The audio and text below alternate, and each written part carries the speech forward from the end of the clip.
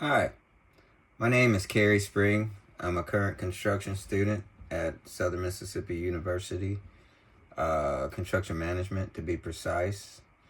I've been involved with construction for majority of the 50 years I've been on the planet.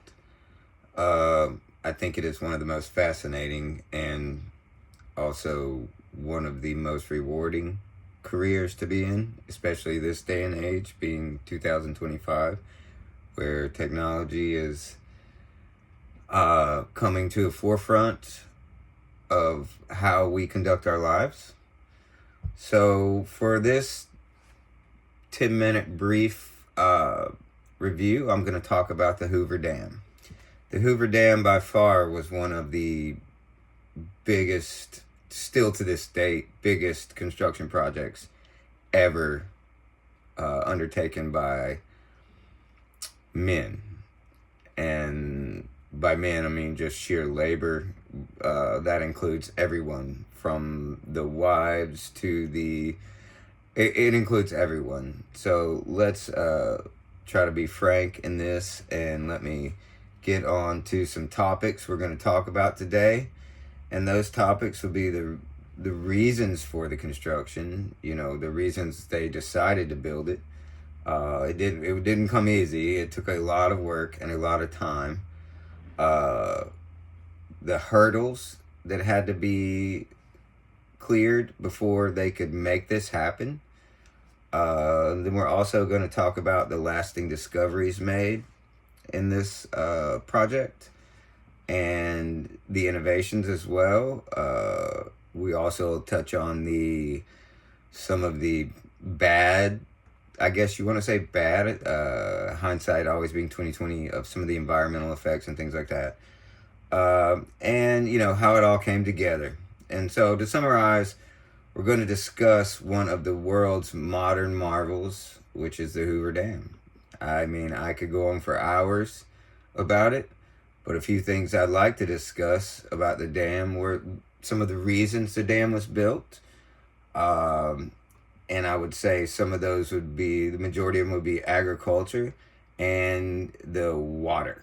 Water being the main reason the dam was built. At the time, the current power grid, if you will, the United States didn't need the electricity that the Hoover Dam now provides. We'll talk about some of the innovations of the project. Some things to make the project happen. There were no roads. There were no infrastructure. There was nothing there. It's the middle of the desert. They had to build a large concrete wall between two sheer rock faces and divert a river all at the same time with minimal technology and majority manpower, and how they were going to do that. They had no idea going into the project. So it was kind of figured out as you went. Some of the innovations of the project were how they cooled the concrete to make it cure out properly. And one just other one off topic would be the hard hat. They didn't exist prior to the construction of this project. And I suppose falling rocks and tools, the laborers created the hard hat out of their own necessity, which I think is ingenious. Some short-term effects of the project were just in general adding infrastructure to a landscape that had nothing but sage bushes, cactuses, trees, and rocks, and a lot of sand and heat. The heat was a big problem, as you'll see if you go to my link on the last frame and watch the documentary. I watched it before this, and I'll probably watch it again because it is an amazing feat of man. Some of the long-term effects of the project is like we had no idea how it was going to change the landscape, moving water.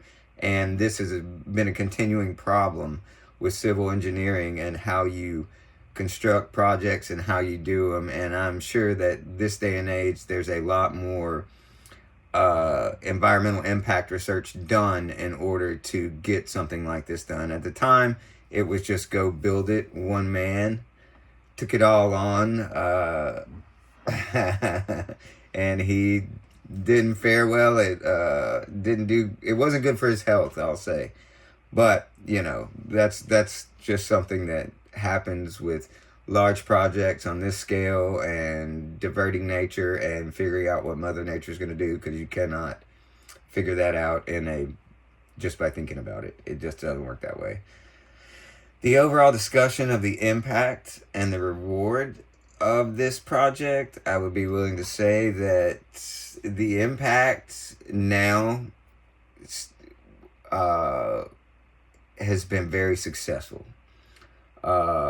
The reward, there were many people that were rewarded well for this. The reshaping of the landscape of America, like they're putting things in places that no one really lived or anything like that. Now it's thriving communities. I don't think Las Vegas would be what it is today without the Hoover Dam and the project and the people that came to work on the project and the people that stayed and the cities created around it.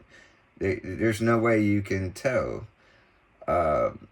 And the continued benefits of the project. I mean, the main topic of that would be that the amount of power that is produced there today supplies a lot of states and cities on the western seaboard with power.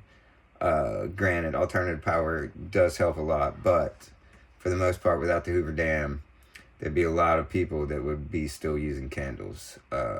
And, that's just how it's going to go. I would like to talk mostly about the undertaking of this project, and I got a couple minutes before my summary. So, some of the innovations that were created, how to get the concrete to cure out, I think I touched on a little bit, but some of those long-term effects of this project would be, they figured out a way to cure concrete by running pipes through it and running cool water.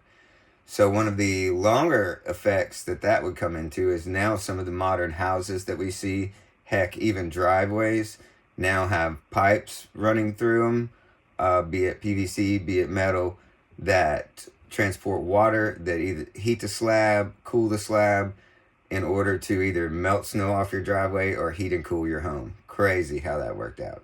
The invention of the hard hat, how they thought to take two baseball caps and turn them one backwards and one forwards, and then dip it in tar over and over until it made something hard, so rocks wouldn't hurt when they hit their head, or hurt less, might I add. So that's just overall craziness, in my opinion. And today we still benefit so much from all of this stuff. And of course, construction has gone crazy in the amount of technology, research, and things like that we do now. But this project, being in the 30s, helping us out in the Great Depression, providing work, they got it cheap, I might add. They got the work really cheap because no one had jobs, so they were able to cut corners. I think is one of the modern marvels, which is where the documentary came from, Modern Marvels on the History Channel, which I watch a lot. And just in general, what we achieved as a nation, for one, and as mankind, for one. This is something never been done. Made a 150-mile reservoir. We made a concrete wall that was 726 feet tall that held back trillions of gallons of water.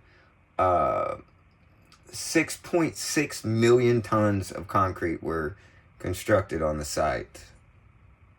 On site. They had to get everything there. There was no roads, nothing. Had to get everything there. So, in conclusion, to not run over my time limit, I would like to say that this has to be one of the arguably best construction projects ever done by man. And what they achieved 2 years early was unbelievable. Again, my name is Carrie, and thank you for your time.